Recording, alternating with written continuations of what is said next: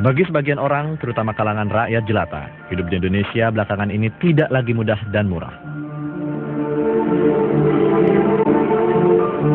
Harga bahan-bahan pangan melonjak tinggi.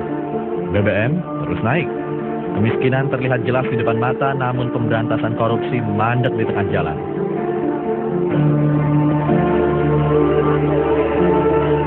Politisi, institusi penegak hukum, ataupun pejabat pemerintah sepertinya menjadi pengecut dan menghindar dari masalah tersebut. Mereka bahkan lebih memilih adu mulut mengenai pantas atau tidaknya dua orang pemberantas korupsi berada dalam satu ruangan dengan mereka.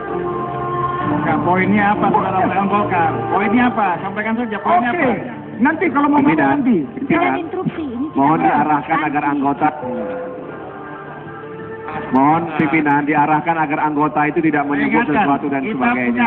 Sebentar, Pak Bambang, Pak Ruth. Sopan, tertib. Karena itu, saya kan saya tidak mau juga satu lembaga KPK yang sangat kita hormati dan ketuanya yang kita pilih Dr. Busro dikatakan tidak konsisten. Saya tidak mau itu. Tapi kita yang membuat dan kita tuduh dia tidak konsisten. Kenapa? Saudara Ruth, urusannya apa dengan Golkar? Saudara nyebut Golkar tadi.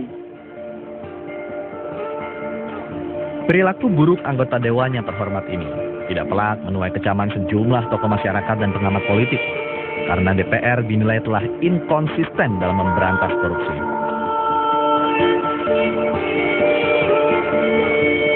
Padahal dulu DPR bersikeras kasus Bibit Chandra adalah kriminalisasi KPK oleh polisi dan kejaksaan. Namun seperti biasa, dengan mudahnya mereka berubah sikap. Akibatnya muncul dugaan, pengusiran pimpinan KPK tidak lebih dari balas dendam, karena di penjaranya 25 orang rekan-rekan mereka oleh Komisi Pemberantasan Korupsi.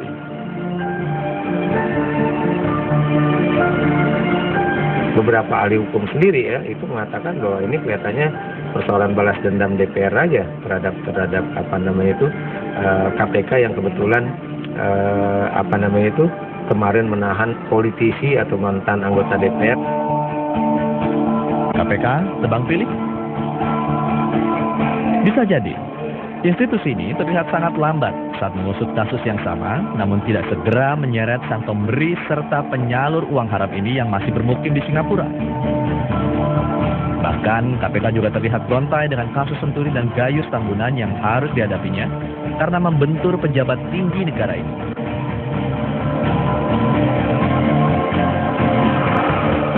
Bayangkan, KPK lah yang pernah meminta Badan Pemeriksa Keuangan mengaudit kasus Senturi, hingga akhirnya terungkap 8 kejanggalan serta praktek perbankan yang merugikan negara. Bahkan dalam perkembangan lebih lanjut, nama mantan Gubernur Bank Indonesia yang kini menjabat sebagai Wakil Presiden Budiono dan mantan Menteri Keuangan Sri Mulyani diduga terseret dalam kasus ini. Namun sayangnya, indikasi ini dengan mudah dimentahkan oleh Ketua KPK yang baru. Hingga saat ini, belum ditemukan adanya bukti-bukti yang cukup adanya tindak pidana korupsi. Sebenarnya, berdasarkan hasil jajak pendapat oleh Lembaga Survei Indonesia terhadap 4 lembaga penegak hukum, yaitu kepolisian, kejaksaan, pengadilan, dan KPK, masyarakat menilai hanya KPK saja yang memiliki integritas terhadap penegakan hukum dengan nilai positif 15. Sedangkan institusi pengadilan hanya memperoleh skor minus 15, kejaksaan minus 17,6, bahkan skor integritas kepolisian jauh lebih buruk, yaitu minus 18,3. Jika begini, lalu siapa yang harus dipercaya membela rakyat yang jelas-jelas makin sengsara ketika para penegak hukum dan wakil rakyat tiba-tiba berubah menjadi pengecut saat berhadapan dengan tembok besar kekuasaan? Apakah rakyat perlu menunggu pemilu lagi hanya untuk mendengar janji manis dan umbar slogan berani, bersih, jujur, adil atau kesatria?